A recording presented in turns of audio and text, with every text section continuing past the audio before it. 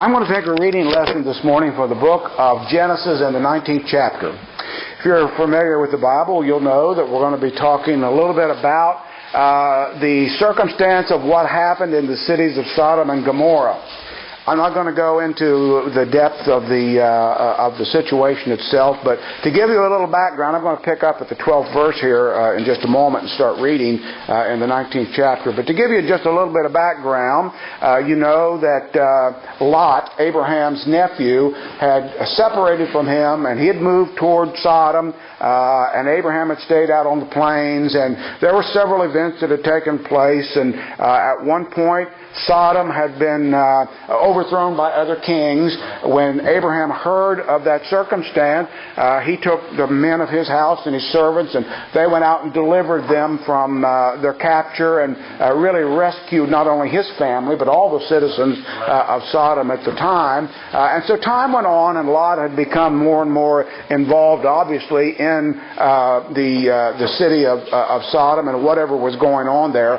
But their sins had come up before God. It was a sin that we don't even like to talk so much about in the Scriptures, but it's certainly one that has become prevalent in our society today.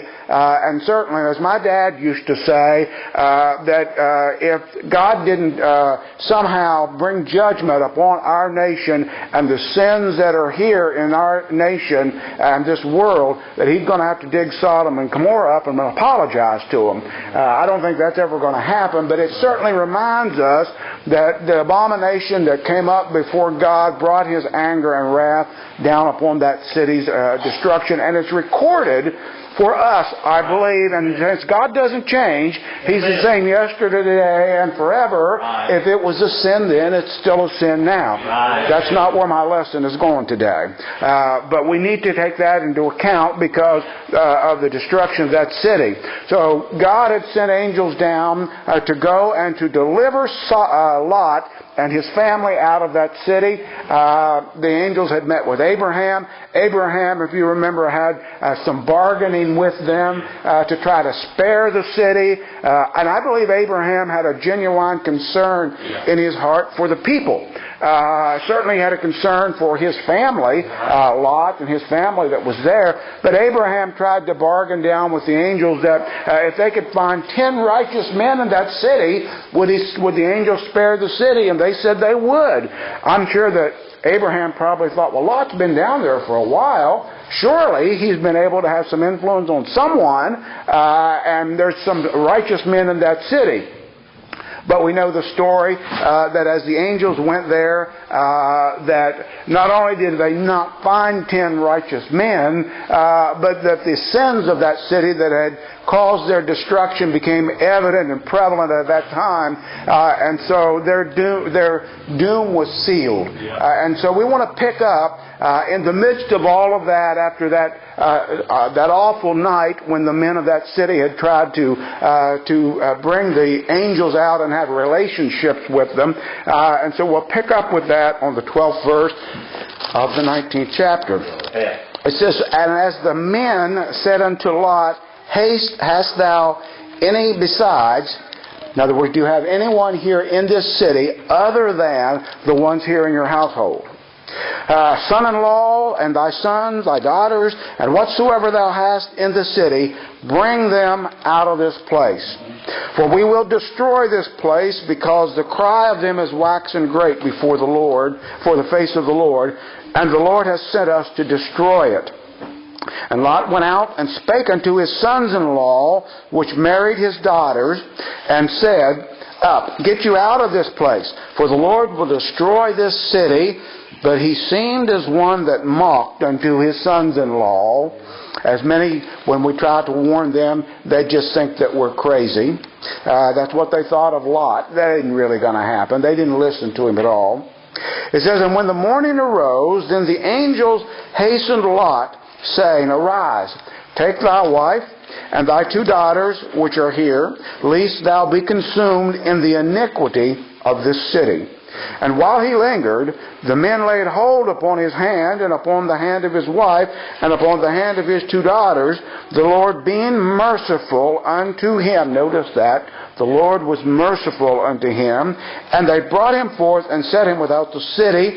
And it came to pass, when they had brought him forth abroad, that he said, that is, the angel said, escape for thy life. Look not behind thee, neither stay thou in all the plain. Escape to the mountain, lest thou be consumed. And Lot said unto them, Oh, not so, my Lord. Behold, now thy servant hath found grace in thy sight, and thou hast magnified thy mercy, which thou hast showed unto me in saving my life.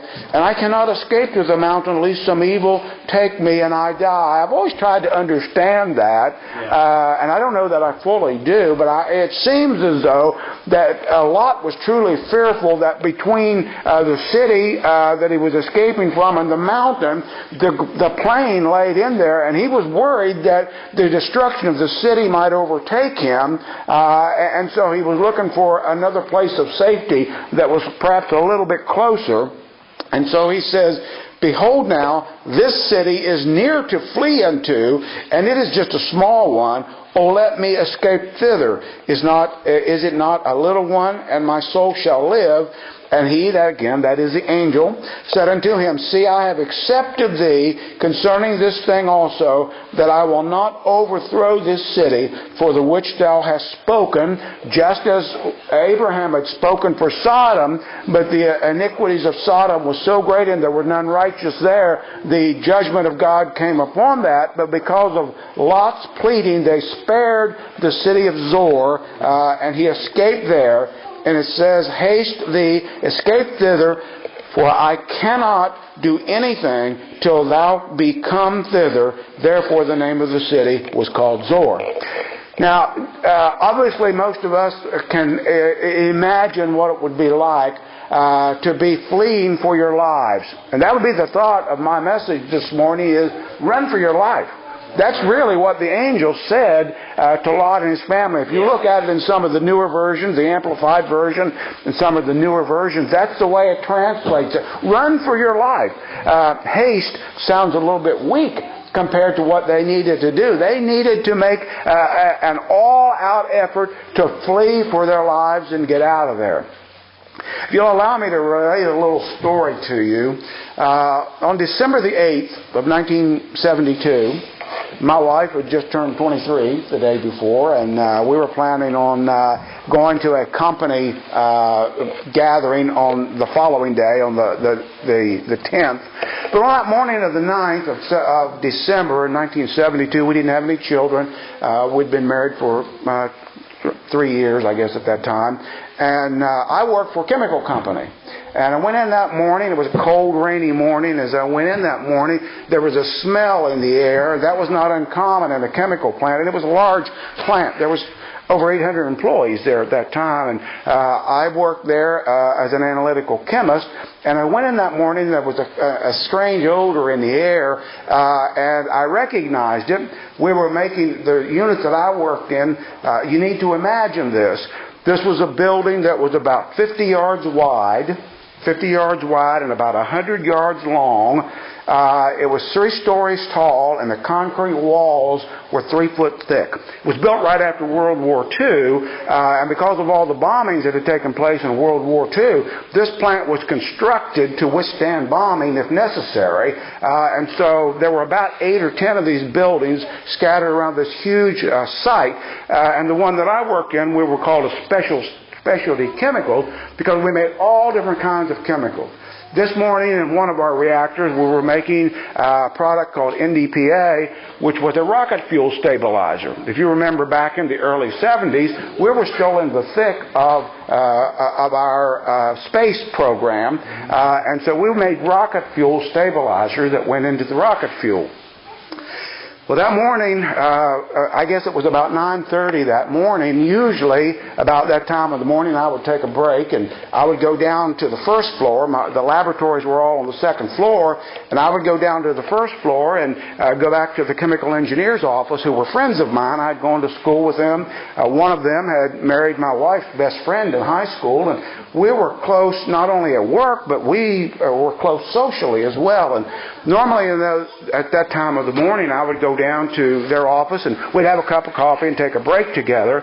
But that morning I didn't go down. I was waiting for a sample of this NDPA to do some analysis on it because they were having trouble with the batch. And evidently sometime around 9:30, somebody up in the administration building, which set up along the highway, saw smoke coming out of the building, and so they called down to the chemical engineer's office and said, "You guys may have a problem out there in the shop. Why don't you go out and check on it?" And so they got up out of their office, and between the offices and the laboratories and the way the buildings were constructed, offices were all on the first floor, labs on the second, and then locker rooms and stuff on the third. But there was a giant explosion wall between all of that and the shop itself. So they got up out of their office and walked out the door, and just as they walked out in the shop, a reactor on the third floor exploded. It exploded with such a force that it drove that 500-gallon reactor from the third floor all the way to the first floor, down through the concrete floors. And those guys were just starting up those steps. And as it did, it upset all of that on them. Burned them severely. But not only that, there were two other men that were working in the area. It killed them instantly. And you can imagine that building being enclosed, and the way that it was, there were windows and doors, but the force of that explosion went all the way back through the building, and there were people on fire. And I was in the laboratory. I was right back against that explosion wall. And I felt the thing starting to shake, and I knew something was going on. So I did just exactly what Lot did. I began to flee, and I started out through the laboratory, and I started to go to the front of the building. As I got to the second floor, it had blown all the windows out, and I started to jump out the window of the second floor, and it was concrete below me. And I thought, if I do that, I'm going to get hurt for sure. I think I can make it down the steps before the building collapses. And so I went down the steps and I made it out front. And as I come around the building, it had rained the night before. And as I come around the building, there were people out in the mud holes that were on fire. They were trying to get the fire out of their clothes and to get just some of them didn't even have any clothes on. I'd blown the clothes clear off of them. The explosion was so severe. My dad was still living at the time, and he was working over in another shop. He saw the explosion and knew that I was in the building, and so he came running toward the building.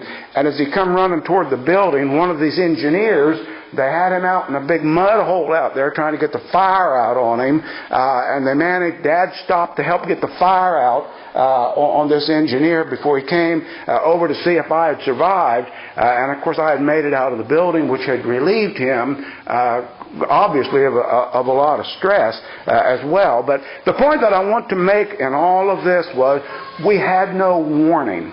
We had no warning of what was going to take place. Now, there were some operators out in the shop that knew what was happening, and they were trying to make an effort to notify people one by one to leave, but the emergency was happening so fast that there was no way to evacuate the building. So there were 2 men killed that morning. These 3 engineers ended up in the burn center up in Pittsburgh. They were in there for 5 months, burnt from head to toe. And when they got out of the burn center, they were wrapped in elastic type costumes to help the scar tissue as it began to form, and they had to wear those for well over a year as well. But the point that I want to make is there was no alarm.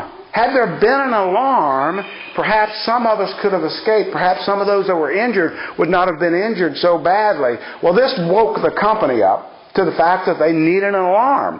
And so they went to great expense to put in an emergency alarm system. Now, many of you can know, I'm sure, what I'm talking about. When the tornadoes came through here, what was it, in 2008 through Macon County, I don't know how much warning that you had, but I know that that's generated in a lot of the areas, and rightfully so, to put in tornado warnings and things so that you know that there is a disaster coming. Right. So the company went ahead and after a period of time, they put in alarm systems in that building so that if we had another emergency like that, you could hit that alarm and it would just a wailing siren. And I'll talk a little bit more about that in a moment.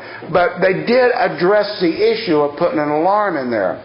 Well, about 16 years later, I was working in another building that was separated from this one, and they had another circumstance come up, and we heard the alarm go off. I was a good 500 yards away from that building. We heard the alarm go off, and people didn't blow that alarm unless it was emergency, because they knew that it was life or death when one of those alarms went off. And so we were working that morning, and we heard the alarm go off in that building, the other building, the one I had originally worked in. So we knew something was dangerous. And we hadn't heard the alarm any more than maybe 5 seconds, I'd say, probably maybe 10 seconds, from the time that we heard the alarm until there was an explosion that ripped through, and the force of it was so great that me being 500 yards away in another building with 3-foot thick concrete walls, it blew me into my boss's office. I was standing in the doorway, and the concussion from it was so strong it blew me into his office. But you want to know what? Almost everybody in that building escaped, because the alarm was sounded, and they heeded the alarm, and they fled for their life. And what would have been a disaster, and there were 100 people that worked in that building, that could have been a repeat of what had happened back in 1972. But because the alarm was sounded, people were able to escape. All but one man. All but one man. And the reason that he didn't escape was he ignored the alarm. He was the operator on the job. I knew him. His wife worked with me, and I was with her that day when he got killed. And the reason that he didn't leave was he thought, well, I can fix this. Because he was the engineer in charge of it, and he thought, I can fix this. The foreman, who was a good friend of mine, had already sounded the alarm, and he said, Jim, you've got to get out of here. This thing's going to blow up. And Jim wouldn't leave. And sure enough, they found his charred remains next to the reactor after it had blown. So the warning is only good if you heed it. Right. If you ignore it, it won't do you any good. Right. Now let's take the lesson that we had before us, and I want to talk about 3 things. And I know I've been a little while already, but I needed to set that scene, because what happened here in Sodom, those types of things happen all the time around us. And sometimes people heed the alarms and sometimes they don't. But I want you to know that the alarm that is being sounded about the danger to your soul is real. It's real, and you need to heed it if you haven't done so yet. Don't be a Jim Robinson and think, well, I can fix this. It was way past being fixed. You can fix it. The Lord can fix it. But you have to respond in this thing called time that you only have so much of. And it's in this period of time that you have to heed it, because once the time has stopped for you, you have gone past that point of no return, and you're going to suffer the consequences of this disaster that could have been avoided if you had heeded to the call and the alarm that was sounded.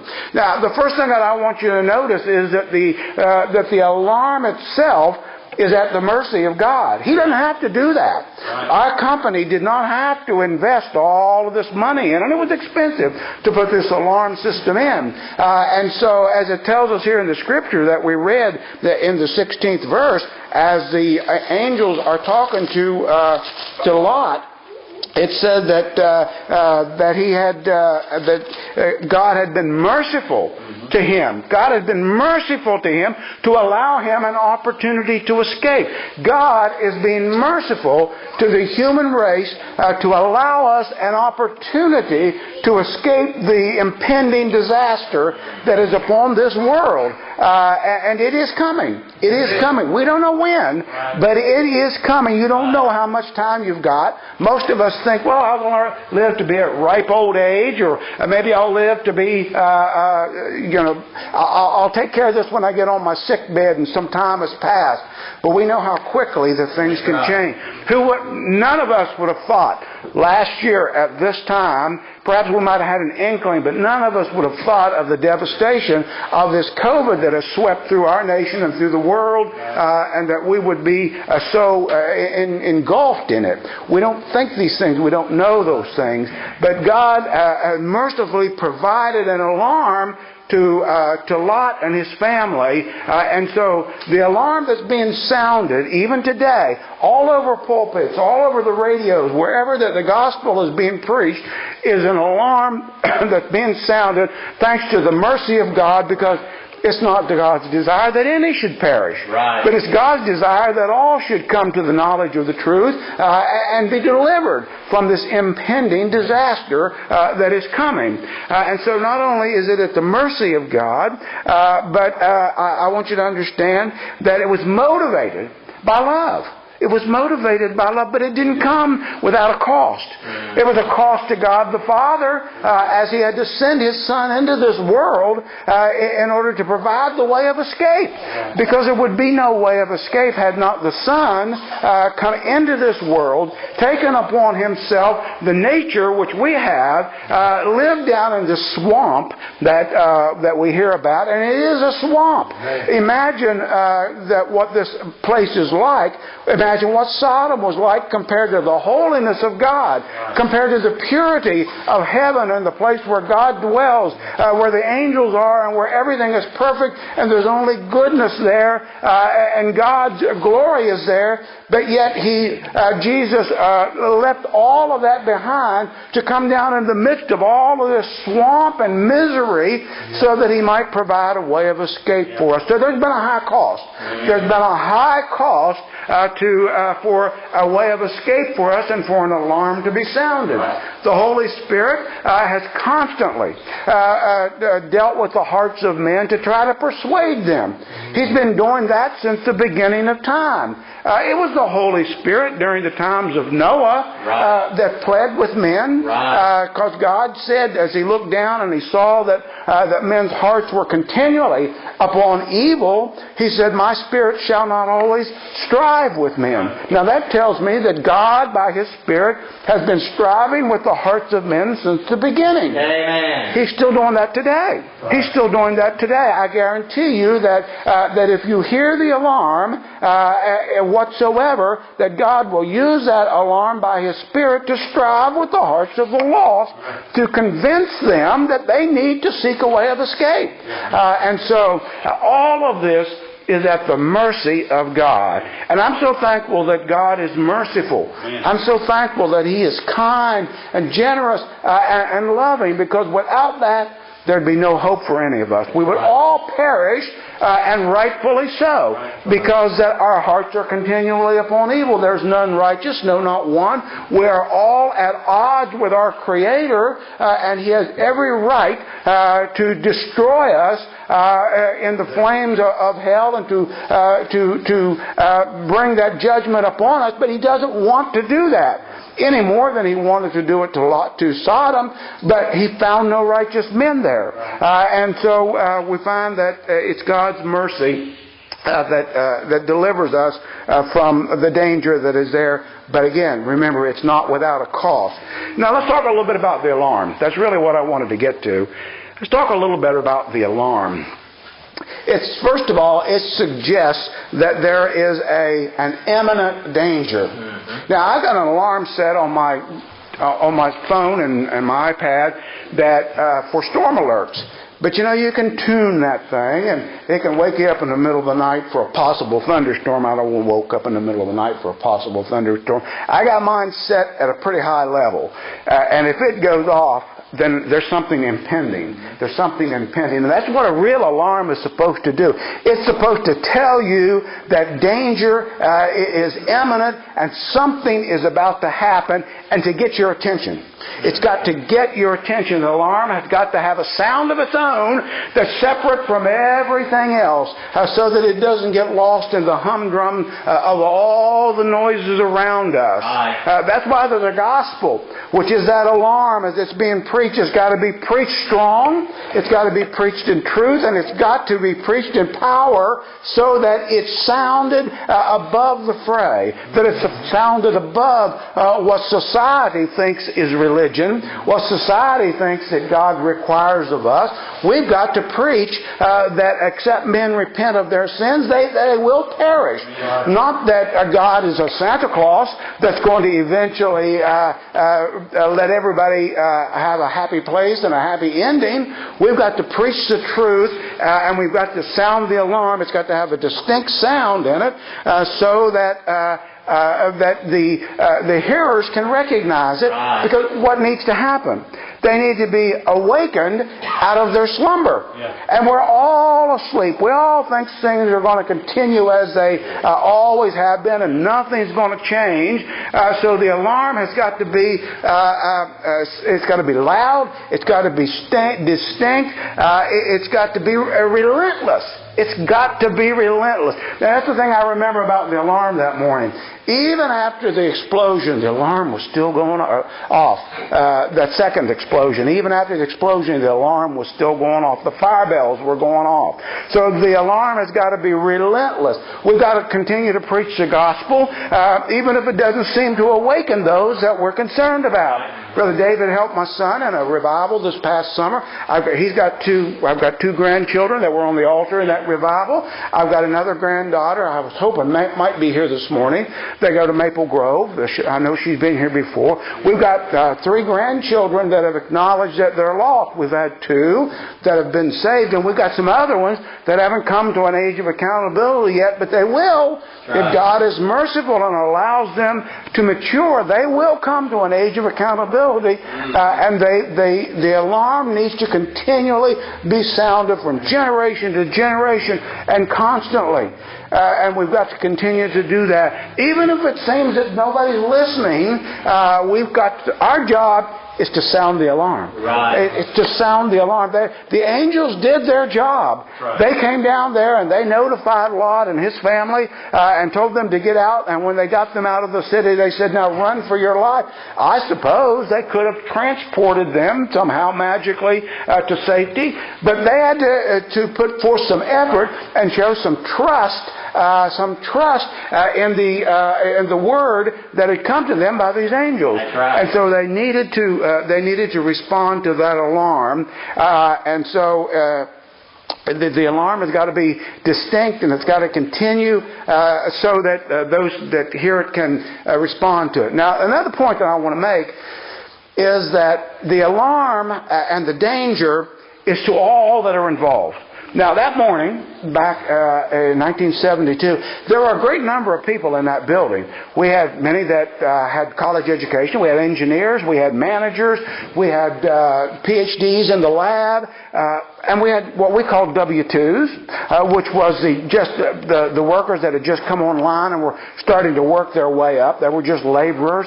But the danger was to all of them. Every class that was in that building that morning was exposed to the exact same danger. And I want you to understand that it doesn't matter how well educated you are, doesn't matter how much money you have, doesn't matter what color you are, doesn't matter what country that you've come from, doesn't matter whether you come from a Christian family or a non-Christian family, but you will have an advantage if you have come from a Christian family. You'll heard the alarm early on, but I want you to know that all are in danger of alike. There are none that are excluded from the danger that is there.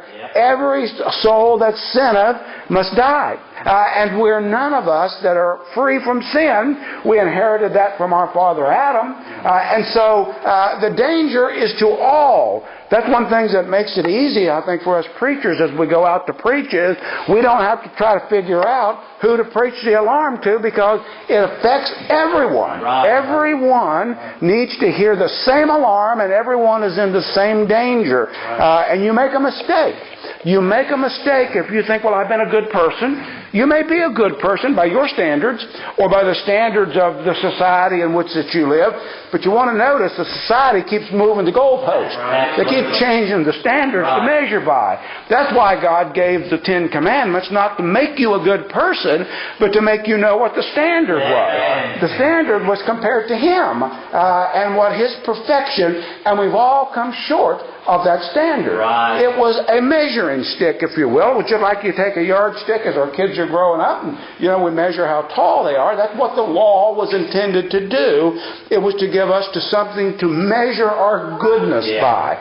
And we always come up short. We always come up short. And then, not only did He give us the standard in the law, which has not changed regardless of what our society does, regardless of how much our society keeps saying, well, this is acceptable now. This moral action that was condemned by God and called abominable, that, well, God's not really. It's okay now because we become more educated, we become more socialized, we become more accepting. So they're moving the goalpost and telling you and our children and grandchildren and all those around that these things are acceptable now. God laid down the laws and the parameters of marriage so that we might understand what they were. And when our society changes them, that doesn't mean God changed. It doesn't mean God changed.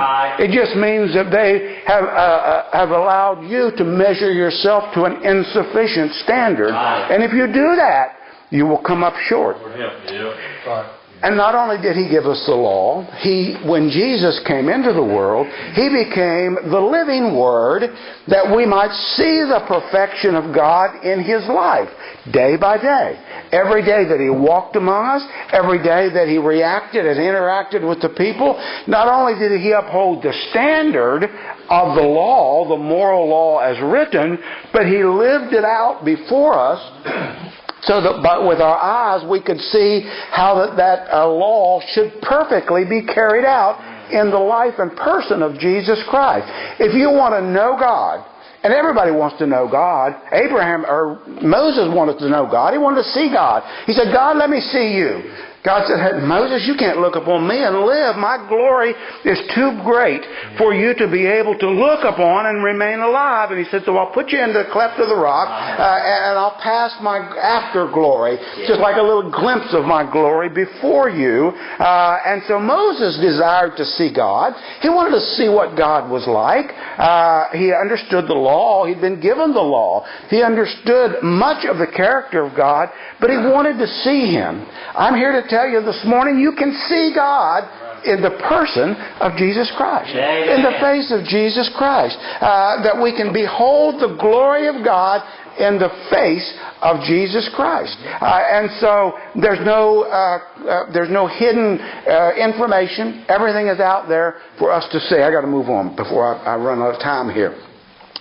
This alarm, when it goes off, the first thing that it does is alert you and make you know that you got to change positions. You got to get from where you are to somewhere else safe.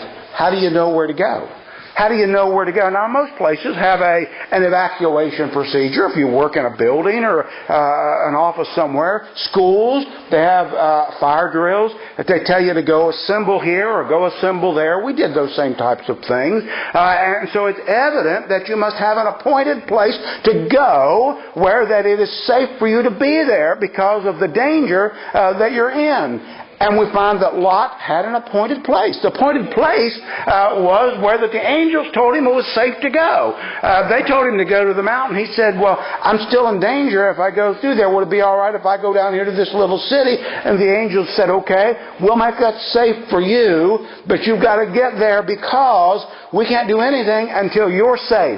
Boy, that tells me a lot about God as well. God knows how to deliver the righteous from among the wicked. He knows how to do it. He knows how to do it even when the fire is coming down from heaven and the brimstone and the city is on fire. He knows how to do it. And when the end of this world comes, He knows how to deliver the righteous from among the wicked. He does not want to destroy the wicked, but He must, because that He cannot tolerate sin and He must destroy it. But He, make no mistake, He knows how to deliver the righteous from among the wicked, as He did with Lot there. And so, where are you going to flee? Where are you going to go? That morning, all I want to do is get out of that building. The only safe place for me was somewhere outside of that building. And I was fortunate enough to get out. Some didn't. But I want you to know that God, first of all, He sent the alarm. He had a plan, and the plan included a place of safety that you could go to be delivered from the danger that was threatening you. And that place of safety is in the person of Jesus Christ. Amen. And God said, if you want to be delivered from this danger that is coming, there's only one place of safety. There's only one place that I'm not going to destroy, and that is those that are within the confines of my Son, Jesus Christ. He's the only safe place to go. And if you want to escape the impending danger of the destruction of your soul, and that's the most valuable thing you have, you might also notice Lot didn't take anything with him. I don't know what he accumulated, and I can tell you that morning when I went out of that building, I didn't take a thing with me. All I wanted to get out of there was my skin, and I'm thankful that I did. And so you're not going to take anything with you. The most valuable thing you have is your soul, and the only place that it's going to be safe is in the arms of Jesus Christ. And so when the alarm is sound, the plan is there, the directions are there, and that's the only place that you can flee and be safe and sure that the destruction is not going to get you and overcome you. Many will go to good works. They will try to go to humanitarianism. They'll try to do something thinking that because that they're good, that certainly they'll be safe there. But they won't be. The only place of safety is in the Lord Jesus Christ. And so there must be an appointed place, and God, as part of His great plan to deliver the righteous, had a place for them to go. And that place He provided in the person of His Son. That's the only direction I can give you. That's the only direction, because the alarm, when I sound the alarm, and the preachers stand up to sound the alarm, they've also got to give you the place to go. They sounded the alarm on the day of Pentecost. Peter and the others stood up and they sounded the alarm, and they said, you by wicked hands have taken and slain the Lord of glory. You've killed the Son of God, your King. And it says that they were pricked in their heart. They got the alarm. They heard it. They heard it and they cried out, men and brethren, what shall we do? Now, what good would that message have done if Peter and the others couldn't have told them where to go for safety? Because they was wanting to go somewhere that it would be safe from this wrath of God, because they wanted to ensure that God didn't bring destruction upon them. And what did they do? They pointed them to Jesus Christ. And that's the only place of safety. If anybody's pointing you anywhere else, they're lying to you. Amen. Don't follow them. Don't follow them. Only go to that place of Jesus Christ. I've got to move on before I run way out of time. I want you to notice gratitude of those that are delivered. Lot was grateful.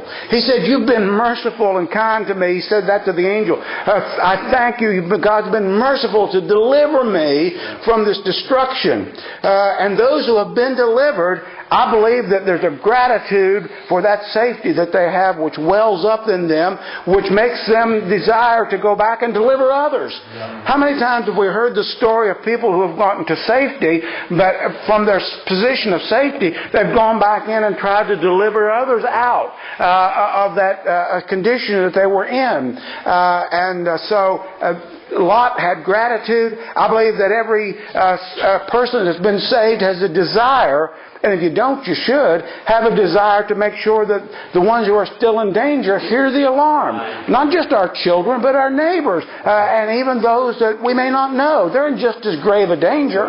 But I want to bring this back to the story that I was telling you about the 3 young men that were burned so severely that morning. One of them was our friend Steve Knight. Now you would think, having been burned from head to toe, and I mean, it disfigured him for life. It burned all of his tear ducts out of his eyes. His face just looks like it's melted. Even now, it melted his little fingers to his other ones till he didn't have mobility. But you know what Steve did? Steve became the chief of the fire department in the town where he lives so that he might help others know the danger of fire. And I can't tell you how many times that he's going back into buildings to help deliver other people out because he knows what it's like to suffer through an explosion of fire like that. Not only did he do that, but after he retired, he became an advocate for the state, going around teaching fire safety and particularly in plant locations and how to deal with disastrous fires and those things, because he was so grateful that he had his life. And I've known Steve. Steve's still living, and Steve never complained. He was just thankful that he got out that morning. He was just thankful that he got out. And rather than just go off and live his life, he continued to risk his life going back in and helping others, even to this day. And so there's a gratitude, I believe, to those who have been delivered from certain destruction that makes them want to go back out and tell the story and sound the alarm so that others will flee and be delivered as well. I believe that's something that God instills in us, because He needs us to be the mouthpiece. He needs us to be the alarm itself. He's the energy.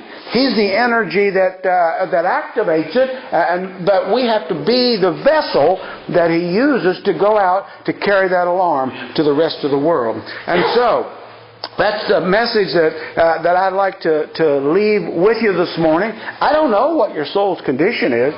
Perhaps you've been putting it off. You've heard messages all your life, perhaps, and thought, well, I'm not in that big a danger. I'm still young. I've got all the time in the world ahead of me. But you don't. You don't know. You don't know whether you're going to get another breath or not. Right. You really don't know. And that's not to scare you, but it is to scare you. To let you know the reality that you're not impervious, that you're not indestructible. We've got a couple of grandsons that, like most teenagers, we see them every now and then doing some things that are kind of foolish and risky because they think, well, it's not going to happen to me. I pray that it doesn't. But every time that you take a risk, it could happen to you. And every time that you don't take advantage of the alarm when it's sounded to you and flee the danger that is inevitably coming. You can't say, preacher, what you're saying is not going to happen because the evidence is that God destroyed that first world. He destroyed it with water, and every soul that had breath in its nostrils perished except the righteous that God delivered out of that destruction. He knew how to deliver Noah and his family. He knew how to deliver Lot and his family. He's provided a way to deliver those that will trust Him and heed the alarm and to run to that place of safety, which is Jesus Christ. Well, we have a song this morning. We give the invitation, but the invitation is really a warning. The invitation is not come and tell me or come and tell any of the other brethren, but the invitation is to heed the warning and flee to Jesus Christ. And you need to do that upon your knees. You need to call upon Him. Lord, deliver me from this destruction that I'm certain and bound for, and deliver me from that. Call upon Him. Just as those angels delivered Lot, Jesus will deliver you if you just believe Him and trust Him. If you just believe Him and trust Him. Let's have that song.